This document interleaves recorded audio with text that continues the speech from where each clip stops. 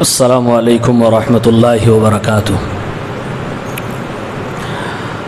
ان الحمد للہ نحمده ونستعینه ونستغفره ونعوذ باللہ من شرور انفسنا ومن سیئات اعمالنا من يهده الله فلا مضل له ومن يضلل فلا هادي له وأشهد أن لا إله إلا الله وحده لا شريك له وأشهد أن محمدًا عبده ورسوله يا أيها الذين آمنوا اتقوا الله حق تقاته ولا تموتن إلا وأنتم مسلمون يا أيها الناس اتقوا ربكم الذي خلقكم من نفس واحدة وخلق منها زوجها وبث منهما رجالا كثيرا ونساء واتقوا الله الذي تساءلون به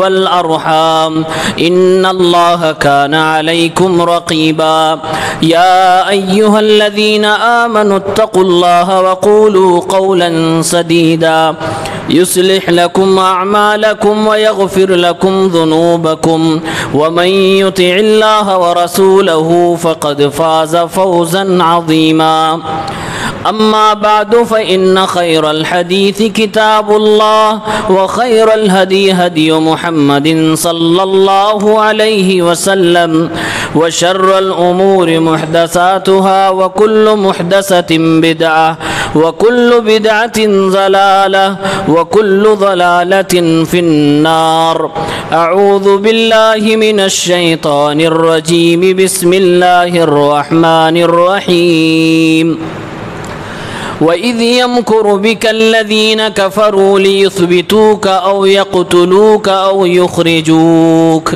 وَيَمْكُرُونَ وَيَمْكُرُ اللَّهُ وَاللَّهُ خَيْرُ الْمَاكِرِينَ۔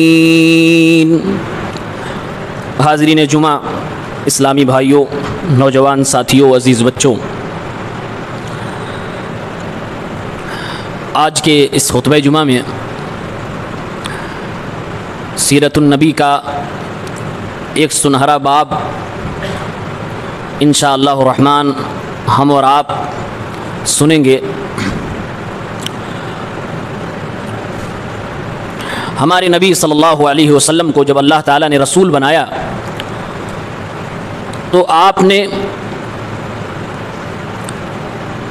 قرآن کی آیت وَأَنذِرْ عَشِيرَتَكَ الْأَقْرَبِينَ اترنے کے بعد کوہ صفا سے لوگوں کو دعوت توحید دی، لوگوں کو سمجھانا آپ نے شروع کیا کہ لا الہ الا اللہ کہو کامیاب ہو جاؤ گے۔ اور یہ دعوت ہمارے نبی صلی اللہ علیہ وسلم نے بڑی حکمت اور بڑے زور و شور کے ساتھ پیش فرمائی۔ کبھی اللہ کے نبی مکے کے بازاروں میں جا کر دعوت توحید دیتے، مکے کی گلیاروں میں جا کے دعوت توحید دیتے، فردن فردن لوگوں کو دعوت توحید دیتے، دار ارقم میں لوگوں کو دعوت توحید دیتے، تمام تر وسائل کا استعمال کر کے آپ نے لوگوں تک اللہ کی دعوت پہنچانے کی کوشش کی، لیکن مکے والوں کا ریئیکشن بڑا خطرناک تھا۔ قرآن سورہ فصلت آیت نمبر 26 میں اللہ نے بیان کیا ہے، وَقَالَ الَّذِينَ كَفَرُوا لَا تَسْمَعُوا لِهَذَا الْقُرْآنِ وَالْغَوْا فِيهِ لَعَلَّكُمْ تَغْلِبُونَ۔ اللہ کے نبی صلی اللہ علیہ وسلم کے بازاروں میں اور مکے کی گلیوں میں لوگوں کو دعوت توحید دے رہے ہیں، اور ادھر کافروں کا شیوا یہ بن چکا ہے، آپس میں مشورے کے بعد یہ طے ہو چکا ہے، باقاعدہ ٹیم تیار کی جا چکی ہے کہ یہ محمد اگر کسی بازار میں قرآن کی تلاوت کرے، اگر کسی محفل میں اللہ کے کلام کو پڑھنے کی کوشش کرے، لا تسمعوا لهذا القرآن، تو پہلے تو اس کی گفتگو کو، اس کے کلام کو نہ سننا، اور اگر کان میں آواز بھی آ جائے تو اس کی فرما برداری نہ کرنا، والغوا فیہ، بلکہ جہاں تک ہو سکے اس کی محفل میں رنگ کو بھنگ کرنے کی کوشش کیا کرنا، زور زور سے چلانا یا پھر کچھ اس طرح کی حرکت کرنا کہ اس کی محفل ختم ہو جائے اور اس کی دعوت کا اثر بند ہو جائے. لعلکم تغلبون، اس طریقے سے تم لوگ کامیاب ہو جاؤ گے. ورنہ قرآن جو محمد پیش کرتا ہے اس کی تاثیر ایسی ہے، ہم لوگ اپنی آنکھوں سے دیکھ رہے ہیں، جو ایک بار اس کلام کو سن لیتا ہے محمد کا دیوانہ ہو جاتا ہے. یہ راستہ اختیار کیا گیا. اب اللہ کے نبی صلی اللہ علیہ وسلم مکے میں لوگوں کے پاس جا جا کر دعوت پیش کر رہے ہیں. اللہ کے نبی نے طائف کا بھی رخ کر لیا، طائف سے بھی کوئی پوزیٹیو خبر نہ آئی. اللہ کے نبی کو اللہ رب العالمین نے آسمانوں کی سیر بھی کرا دی. ادھر جب حج کا موسم آنے لگا، اللہ کے نبی مکے کی وادیوں میں جا کر، منی کی وادی میں جا کر لوگوں کو دعوت توحید دینے لگے. سنن ابی داؤد کتاب السنہ 4734 پر روایت موجود ہے. اللہ کے نبی صلی اللہ علیہ وسلم مکہ میں آنے والے دور دراز کے لوگوں پر اپنے آپ کو پیش فرمانے لگے. اللہ کے نبی نے اعلان فرمایا، ان قریشن قد منعونی ان ابلغ کلام ربی. اے مکے میں آنے والے دور دراز کے حاجیوں، قریش کے لوگوں نے مجھے کلام الہی کو لوگوں تک پہنچانے سے روک رکھا ہے. میرے راستے میں لوگ روڑا بن رہے ہیں. الا رجل یحملنی الی قومہ، تم حاجیوں میں سے کوئی ایسا بندہ ہے جو اپنے ساتھ مجھے اپنے بستی میں لے چلے، جو مجھے اپنے ساتھ اپنے قوم میں لے کے چلے تاکہ میں اس کی قوم کے لوگوں تک اللہ کا پیغام پہنچاؤں. اللہ کے نبی آنے والے حاجیوں میں آواز لگا رہے ہیں، من یؤوینی، تم میں سے کون مجھے اپنے ساتھ لے جانا چاہتا ہے، ومن ینصرنی، کون میری مدد کرنا چاہتا ہے، حتی ابلغ رسالت ربی، یہاں تک کہ میں جو مجھے ذمہ داری دی گئی اللہ کا پیغام دنیا تک پہنچا لے جاؤں. اس معاملے میں کون میری مدد کرنا چاہتا ہے؟ اللہ کے نبی مکے کی گلیوں میں، منی کی وادیوں میں چل چل کر دور دراز سے آئے ہوئے حاجیوں میں آواز لگانے لگے. سن 11 نبوت آ گئی، یعنی اللہ کے نبی کو رسول بنے 10 سال گزر چکے ہیں، 11واں سال چل رہا ہے. منی میں ایک گھاٹی ہے، خیمہ لگا ہوا ہے. اس زمانے میں لوگ حج کرنے آتے تھے، غیر مسلم بھی حج کرتے تھے. الگ الگ خیمہ لگائے. منی میں لوگوں کا خیمہ لگا ہوا ہے. ایک خیمے کے اندر ہمارے نبی تشریف لے گئے. ہمارے نبی صلی اللہ علیہ وسلم کی دعوت کی جانفشانی دیکھو. دن کے اجالوں میں لوگوں نے انکار کیا. طائف کی وادیوں میں آپ نے پتھر کھائے. لوگوں نے آپ صلی اللہ علیہ وسلم کے گھر میں پکنے والی ہانڈیوں میں جانوروں کی میگنیاں ڈال دیں. آپ کے گلے میں کپڑے ڈال کر آپ کو جان سے مارنے کی کوشش کی گئی. دن کے اجالوں میں جب لوگوں نے آپ کا انکار کر دیا، میرے نبی صلی اللہ علیہ وسلم رات کی تاریکی میں تبلیغ کرنے کے لیے نکلتے ہیں اور منی کی اسی وادی میں، اسی گھاٹی میں اللہ کے نبی جاتے ہیں. ایک خیمہ لگا ہوا ہے، خیمے میں میرے نبی تشریف لے جاتے ہیں. خیمے کے اندر صرف 6 لوگ موجود تھے جو مدینہ سے آئے ہوئے تھے. نبی کریم صلی اللہ علیہ وسلم کا چمکتا چہرہ دیکھ کر، وہ نورانی چہرہ دیکھ کر وہ کہنے لگے، تم کون ہو اور کس ارادے سے ہمارے خیمے کے اندر آئے؟ ہمارے نبی صلی اللہ علیہ وسلم نے فرمایا، انی رسول اللہ الیکم جمیعا، میں تم سب کی طرف ساری دنیا کے لیے رسول بنا کر بھیجا گیا ہوں، لہٰذا تم مجھے اپنا رسول مان لو. میری دعوت یہ ہے ایک اللہ کی عبادت کرو، ساری عبادتیں ایک اللہ کے لیے ہونی چاہیے، یہی میرا مشن ہے. 6 کے 6 لوگوں نے اسلام کی دعوت کو قبول کر لیا، سب کے سب مسلمان ہو گئے. پیارے پیغمبر نے ان لوگوں سے فرمایا، دیکھو دن کے اجالوں میں کہیں پر تم لوگ اگر ظاہر کرو گے تم مارے جاؤ گے. جاؤ واپس اپنی وطن چلے جاؤ. یثرب سے آئے ہو یثرب چلے جاؤ، جا کر لوگوں میں میری تبلیغ کو عام کرنا، میری سکھائی ہوئی باتوں کو لوگوں کو بتانا. 1 سال کے بعد پھر ہم تم سے ملیں گے، اسی حج کے موسم میں ملیں گے. وہ 6 کے 6 لوگ مدینہ کے تھے، گئے مدینہ میں تبلیغ کی، سال بھر تبلیغ کی، بہت سارے لوگ مسلمان ہوئے. اگلا سال پھر حج کا آتا ہے.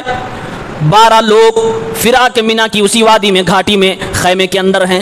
اللہ کے نبی صلی اللہ علیہ وسلم سے ملنے کے لیے آپ صلی اللہ علیہ وسلم سے ٹائم لیا گیا. پھر رات کے اندھیرے کا انتظار کیا گیا. اللہ کے نبی ملنے کے لیے تشریف لاتے ہیں. 12 لوگ مدینے کے سامنے موجود ہیں. لوگوں نے کہا، اے اللہ کے نبی، ہم آپ کے ہاتھ پہ بیعت کرنے کو تیار ہیں، ایمان لانے کو تیار ہیں. بتائیے کس کس پوائنٹ پہ ہمیں ایمان لانا ہے اور کن کن باتوں پہ ہمیں بیعت کرنی ہے. وہ بیعت کرنے کے الفاظ صحیح بخاری کتاب الایمان حدیث نمبر 18 میں مذکور ہے. اللہ کے نبی نے فرمایا، تم مجھ سے بیعت کرو کہ اللہ کی ذات میں، اللہ کی صفات میں، اللہ کی عبادات میں آج کے بعد کسی کو شریک نہیں ٹھہراؤ گے. مجھ سے وعدہ لو اور مجھ سے تم لوگ یہ وعدہ کرو کہ آج کے بعد سے چوری نہیں کرو گے، زنا نہیں کرو گے، اپنی اولاد کو قتل نہیں کرو گے، کسی پر الزام گھڑ کے نہیں لگاؤ گے، اور جب بھی میں تم سے اچھی اور بھلی بات کہوں گا میری نافرمانی نہیں کرو گے۔ اللہ کے نبی نے ان 6 باتوں کی ان لوگوں سے بیعت لے لی، اور آپ نے فرمایا جو ان شرطوں پہ رہے گا اللہ تعالیٰ اسے اجر عطا فرمائے گا، اور جو مخالفت کر جائے گا دنیا میں اسے سزا ملے گی تو کفارہ ہو جائے گا، لیکن اللہ نے اگر اس کے گناہ کو چھپا لیا تو اللہ تعالیٰ کے حوالے ہے، اللہ چاہے تو سزا دے گا اور اللہ چاہے تو معاف کر دے گا۔ یہ بیعت ہو گئی۔ اب لوگ صبح ہوئی، اللہ کے نبی نے فرمایا تم لوگ بھی واپس اپنے وطن چلے جاؤ، ماحول ایسا نہیں ہے کہ ہم کچھ کر سکیں۔ انہی میں سے ایک صاحب کھڑے ہوئے، اے اللہ کے نبی آپ اجازت دیں، کل صبح سورج طلوع ہو، ہم اتنے سارے لوگ ہو گئے، 12 کی تعداد ہے، ہم اپنی تلواروں سے منا کے لوگوں پر، مشرکین پر، کافروں پر وار کر دیں، ایک جنگ کا اعلان کر دیں۔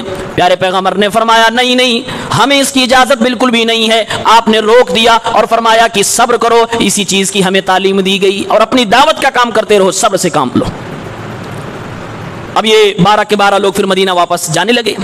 ہمارے نبی صلی اللہ علیہ وسلم نے ان لوگوں کی ریکویسٹ پر کہ مدینہ ایک بہترین ماحول بنتا جا رہا ہے، وہاں تبلیغ کی ضرورت ہے، اگر کوئی مبلغ آپ کی طرف سے چلا جائے تو یہاں پر کام اچھا ہو سکتا ہے۔ پیارے پیغمبر نے اپنے تربیت یافتہ صحابہ کرام پہ نظریں دوڑائی کہ مکے میں جن لوگوں نے بڑی پریشانیاں جھیل جھیل کر نبی کا ساتھ دیا تھا، جان مال کی قربانی دینے کو جو تیار تھے، جو نبی کی زیر تربیت رہ کر کندن بن چکے تھے، مضبوط مبلغ معلم سپہ سالار بن چکے تھے، ہمارے نبی صلی اللہ علیہ وسلم نے صحابہ کرام کی لسٹ پر ایک بار آپ نے جب نظر دوڑائی، مدینے کے لیے پہلا سفیر چننے کی باری آئی، کون مبلغ بن کے مدینہ جائے گا؟ میرے نبی صلی اللہ علیہ وسلم کی طرف سے آپ نے ایک نوجوان کا انتخاب فرمایا، مصعب بن عمیر ابدری رضی اللہ تعالیٰ عنہ۔ آپ نے فرمایا اے مدینے سے آئے ہوئے لوگوں، یہ مصعب بن عمیر ابدری میرا بندہ ہے، یہ میرا صحابی ہے، اسے لے جاؤ، یہ تمہیں قرآن کی تعلیم بھی دے گا، یہ قرآن کے معنی و مطالب بھی بتائے گا، یہ تمہیں دین بھی سمجھائے گا، یہ تمہارا مبلغ ہوگا، تمہارا استاد ہوگا، معلم ہوگا، تمہارا مقری ہوگا۔ مصعب بن عمیر رضی اللہ تعالیٰ عنہ اب مکہ سے مدینے چلے گئے۔ نبی کریم کا حسن انتخاب دیکھیے، مدینے میں تبلیغ کے لیے آپ نے جس کو بھیجا ہے وہ کوئی نارمل انسان نہیں تھا۔ مصعب بن عمیر، ان کی تاریخ تو دیکھو، مدینے مکے کا کون سا یہ جانباز نوجوان ہے، کچھ تو اس کے اندر خوبیاں رہی ہوں گی جو میرے رسول نے ان کو چنا تھا۔ مصعب بن عمیر وہ نوجوان ہے مکے کے، خوب مالدار، اللہ رب العالمین نے ان کی ماں کو خوب زیادہ دولتوں سے نوازا تھا، ان کے گھر میں دولت کی ریل پیل تھی، خزانوں کی کوئی کمی نہ تھی، ان کی والدہ بہت مالدار تھی۔ مصعب بن عمیر اتنے مالدار تھے کہ مکے کی جاہلیت کی زندگی میں باہر سے ان کے لیے جوتا باقاعدہ اسپیشل بن کے آتا تھا، امپورٹڈ جوتا پہنا کرتے تھے، کپڑے خوب قیمتی پہنا کرتے تھے، خوشبو جو ایک بار لگا کے گلیوں سے گزر جائیں اپنی پہچان چھوڑ جاتے تھے کہ مصعب بن عمیر اس گلی سے گزرا ہے، اتنے مالدار تھے۔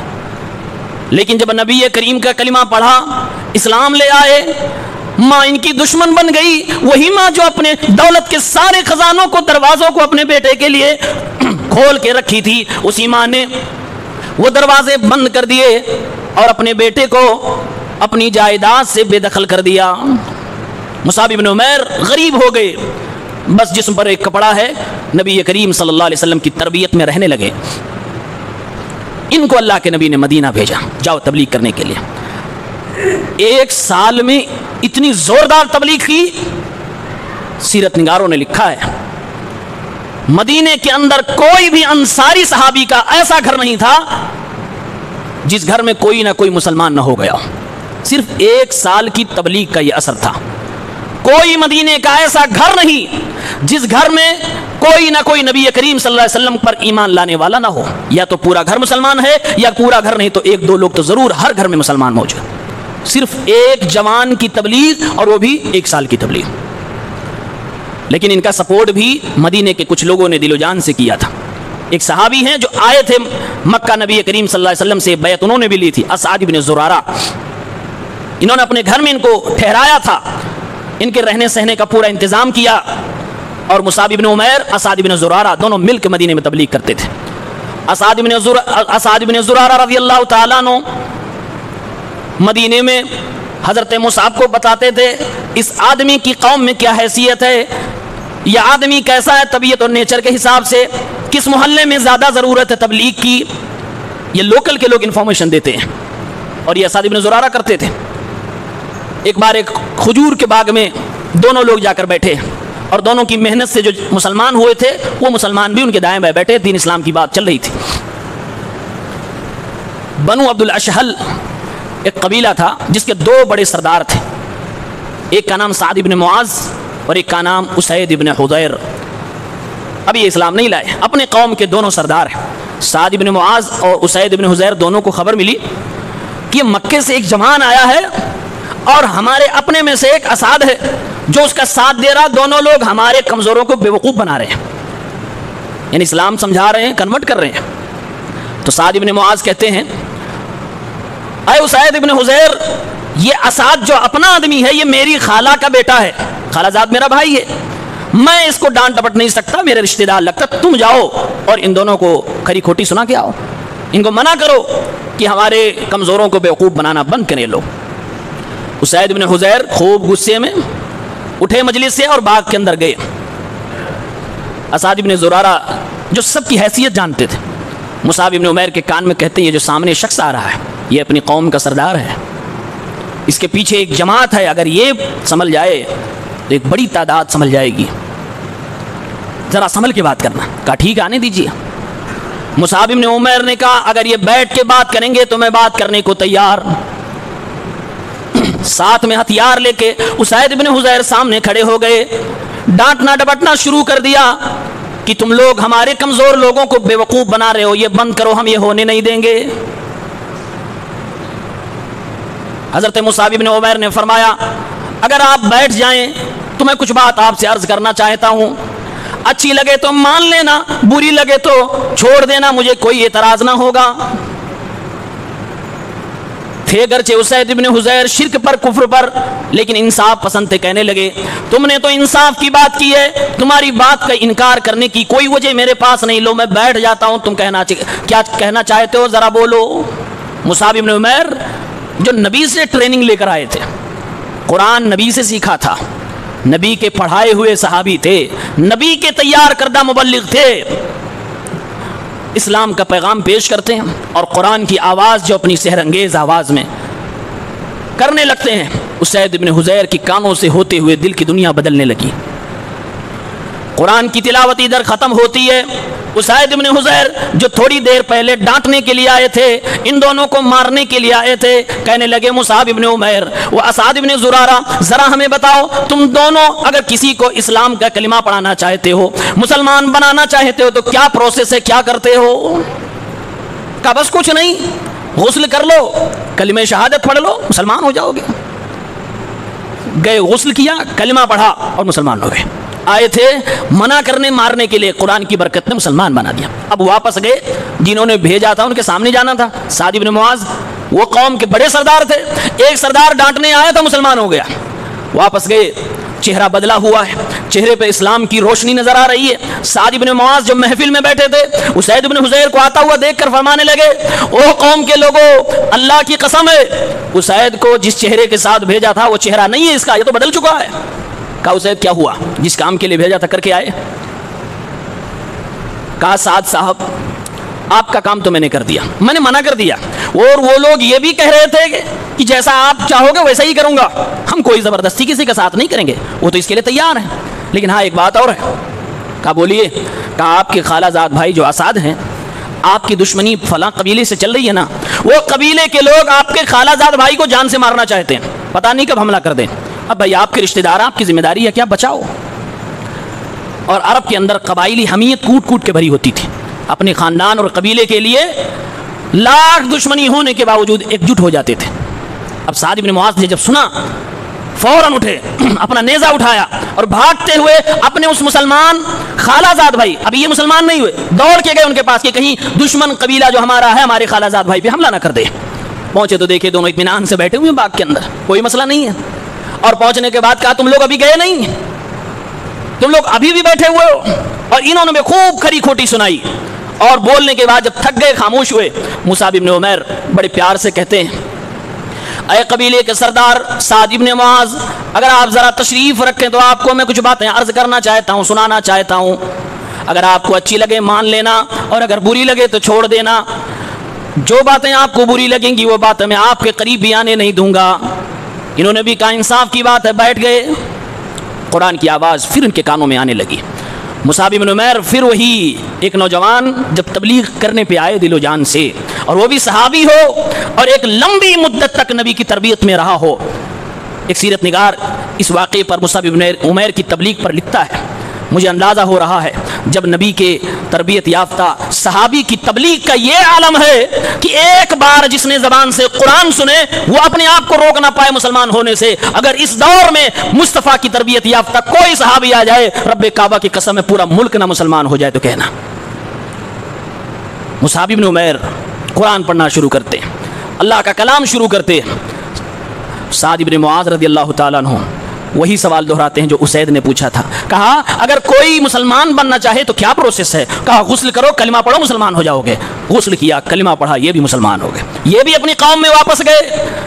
قوم کے لوگوں نے دیکھا, کہا چہرہ ان کا بھی تو بدل گیا. انہوں نے اپنے اسلام کا اظہار کیا. قوم کے سردار تھے, کسی سے ڈرتے نہیں تھے. کہا میں مسلمان ہو گیا ہوں, میں مصعب بن عمیر کے ہاتھوں پہ اسلام قبول کر چکا ہوں. اور اے میری قوم کے لوگوں, بحیثیت سردار میرا اعلان سنو, میں کسی مرد سے کسی عورت سے اس وقت تک بات نہیں کروں گا جب تک کہ وہ مسلمان نہ ہو جائے. اگر تم کو میری سرداری قبول ہے تو میری بات کو بھی ماننا پڑے گی. تم لوگ مجھے اچھا سمجھتے ہو, مجھے عقل مند اور دانش سمجھتے ہو, تو میں نے جو فیصلہ کیا ہے وہ کوئی بے وقوفانہ فیصلہ نہیں ہوگا. جب تک تم لوگ اسلام کا کلمہ نہ پڑھ لو گے, اللہ رب العالمین کی عبادت کے لیے ہاں نہ بھر لو گے, محمد کی اتباع کے لیے تم لوگ اپنے آپ کو جھکا نہیں لو گے, تب تک میں تم میں سے کسی سے بات نہ کروں گا. رات گزر گئی, صبح ہوتی پورا قبیلہ مسلمان ہو گیا, صرف ایک شخص باقی بچا, اسیرم جس کا نام تھا, وہ اسلام نہ لایا. اس نے جنگ احد تک اپنا اسلام مؤخر کر کے رکھا. جب جنگ احد ہونے لگی اس قریب اس بندے نے اسلام قبول کیا, اور جنگ احد میں مسلمانوں کی طرف سے لڑتے لڑتے شہید ہو گئے. اللہ کے نبی فرماتے ہیں یہ اسیرم وہ اللہ کا نیک صحابی ہے جس نے زندگی میں ایک وقت کی بھی نماز نہیں پڑھی, پھر بھی جنتی ہے, کیونکہ اسلام لانے کے بعد نماز کا وقت آیا ہی نہیں, اسلام قبول کیا, شہید ہو گئے, جنتی ہو گئے. یہ مصعب بن عمیر رضی اللہ تعالیٰ عنہ تھے. اتنی تفصیل سے میں نے ان کو اس لیے ذکر کیا کہ یہ جوان تھے. ایک جوان یہ شخص جو اپنی لگژری لائف چھوڑ کر اسلام کے لیے قربانی دے رہا ہے. ایک سال میں پورے مدینہ میں کوئی گھر ایسا نہیں جس میں اس بندے کی تبلیغ کا اثر نہ پہنچا ہو, قرآن کی آواز نہ پہنچی ہو, اسلام نہ پہنچا ہو. اور تینوں صحابی مصعب بن عمیر, سعد بن معاذ اور اسید بن حضیر, یہ تینوں جلیل القدر صحابی ہیں. یہ مصعب بن عمیر جنگ احد میں شہید ہو گئے. جنگ ختم ہونے کے بعد ان کی لاش کو ڈھونڈا جا رہا ہے, ملے. کفن کی باری آئی, ان کے بدن پہ کفن ہی نہیں. صحابہ نے آ کر اللہ کے نبی کو خبر دیا, اے اللہ کے نبی صلی اللہ علیہ وسلم, یہ مصعب بن عمیر آپ کا پیارا صحابی شہید ہو گیا ہے. اے اللہ کے نبی اس کو کفن پہنانے کے لیے اس کے پاس کپڑا ہی نہیں. اے اللہ کے نبی جو بھی بدن پہ ان کے کپڑا تھا ان کے کپڑے کو جب کفن بنا رہے ہیں, اللہ کے نبی جب سر ان کا ڈھکتے ہیں تو پیر کھل جاتا ہے, پیر ڈھکتے ہیں تو سر کھل جاتا ہے. کیا ماجرا ہے, کیسے ان کو کفن دیا جائے؟ میرے نبی نے فرمایا سر کو ان کے کپڑے سے ڈھک دیا جائے اور پیر پہ اس کی گھاس ڈال کر ان کو دفن کر دیا جائے. مصعب بن عمیر یہ تو دنیا سے چلے گئے, ایک کامیاب زندگی گزار کے گئے, اللہ کے لیے جی کر گئے, اللہ کے لیے اپنے آپ کو قربان کر کے گئے. عبد الرحمن ابن عوف ایک کروڑ پتی ارب پتی انسان, ان کے جانے کے بعد جب اپنے دسترخوان پہ عبد الرحمن ابن عوف بیٹھتے تھے کھانے کے لیے, اور خوب رنگ برنگ کے طرح طرح کے ڈشز موجود ہوتے تھے دسترخوان پر, جب اپنے اس پیارے دوست مصعب بن عمیر کو یاد کر لیتے, رونے لگتے, دسترخوان سے اٹھ جاتے. گھر والے پوچھتے عبد الرحمن ہوا کیا آپ کو, ابھی تو آپ اچھے بھلے موڈ میں تھے. کہا مصعب بن عمیر کی یاد آ گئی, جس نے سب کچھ قربان کیا ہو. کیا بہترین زندگی مصعب بن عمیر نے پائی تھی, اور وفات کے وقت کفن کے لیے کپڑا بھی مکمل نصیب نہ ہوا. کہا اس کی یاد آ گئی, اب دنیا اچھی نہیں لگتی, دسترخوان پہ سجائے گئے کھانے اچھے نہیں لگتے. اور دوسرے صحابی سعد بن معاذ جو انہی کی تبلیغ سے مسلمان بنے تھے. جب ان کی وفات ہوتی ہے، ان کو ایک جنگ میں زخم لگ گئی تھی، زخم گہرا تھا، ٹھیک نہیں ہو رہا تھا. پیارے پیغمبر نے ان کو مسجد نبوی میں ہی ہاسپٹلائز کر دیا. مسجد نبوی میں ان کے لیے ایک جگہ گھیر دی گئی اور ان کو اللہ کے نبی نے کہا ان کو یہیں رکھ دو، رہنے دو، میں ان کی عیادت کرتا رہوں گا، دیکھ بھال کرتا رہوں گا. سعد بن معاذ مسجد نبوی میں ہیں. مسجد نبوی کو ان کے لیے ہاسپٹل بنا دیا گیا. پیارے پیغمبر صلی اللہ علیہ وسلم کی عیادت کے لیے آتے. ایک دن یہ مسجد نبوی میں لیٹے ہوئے، ایک بکری آتی ہے اور جہاں پر ان کو زخم لگا تھا اسی زخم پہ بکری نے پیر رکھ دیا. زخم دوبارہ ہرا ہو گیا، خون کے فوارے جسم سے نکل پڑے، خون بہنے لگا. ان کے حجرے سے، ان کے پردے سے باہر خون نکل کر باہر مسجد نبوی میں تیرنے لگا. لوگوں کی نظریں جب پڑی کہ حضرت سعد بن معاذ رضی اللہ تعالیٰ عنہ کے حجرے سے خون بہ رہا ہے، یہ درد اتنا گہرا ہو گیا، اسی سے وفات پا گئے، انتقال ہو گیا ان کا. اللہ کے نبی کو جب خبر ملی تو آپ نے ارشاد فرمایا، لوگوں جانتے ہو سعد بن معاذ کون ہے؟ آپ کی وحی کی زبان گویا ہوئی.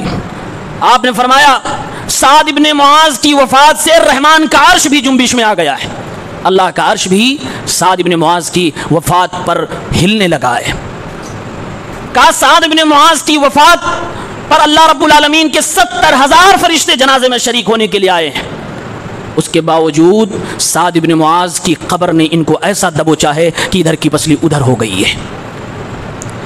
مدینے کا انتہائی زیادہ نیک انسان، اس کی قبر نے اس کو دبوچا ہے جس کی وفات پر رحمان کا عرش بھی ہلا ہو، 70,000 فرشتے بھی جنازے میں شریک ہوئے ہوں. اس لیے علماء نے لکھا ہے کوئی کتنا بھی نیک ہو جائے قبر ہر ایک کو دبوچتی ہے، قبر ہر ایک کو دبوچے گی.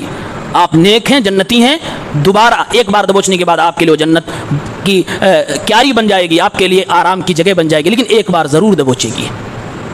اور تیسرے صحابی اسید بن حضیر رضی اللہ عنہ جو مصعب بن عمیر کی تبلیغ سے مسلمان ہوئے، ان کا عالم بڑا زبردست ہے. قرآن سن کے مسلمان ہوئے تھے، قرآن سے ایسی محبت ہو گئی کہ رات میں تہجد کی نماز کے بعد برابر قرآن کی تلاوت کرتے تھے، فجر کے بعد قرآن کی تلاوت کرتے تھے. صحیح بخاری کے حدیث میں ان کی تلاوت کا منظر بیان کیا گیا ہے.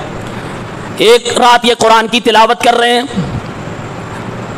اپنے گھر میں بیٹھ کے قرآن پڑھ رہے ہیں، بغل میں ان کا گھوڑا بھی بندھا ہوا ہے اور تھوڑی ہی دور پر ان کا بیٹا بھی سویا ہوا ہے.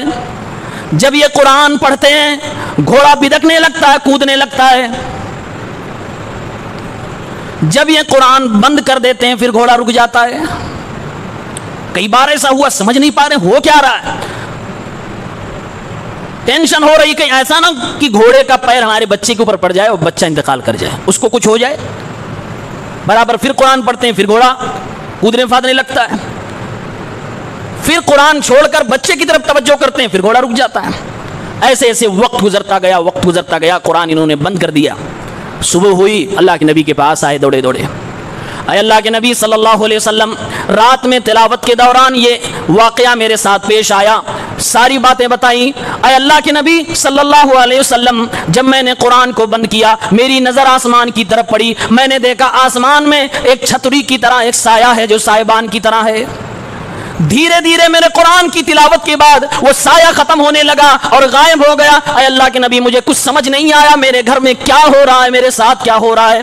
پیارے پیغمبر نے فرمایا تلک الملائکۃ دنت لصوتک. اے اسید ابن حضیر، وہ فرشتے تھے جو آسمان سے تیری تلاوت سننے کے لیے آئے تھے. اگر تو نے قرآن کی تلاوت کو بند نہ کیا ہوتا تو صبح ہو جاتی اور مدینے کے لوگ فرشتوں کو دیکھ لیتے. وہ فرشتے پردہ بھی نہ کرتے، چھپتے بھی نہ. تیرے قرآن کی تلاوت کو سننے کے لیے آسمان کے فرشتے آئے تھے.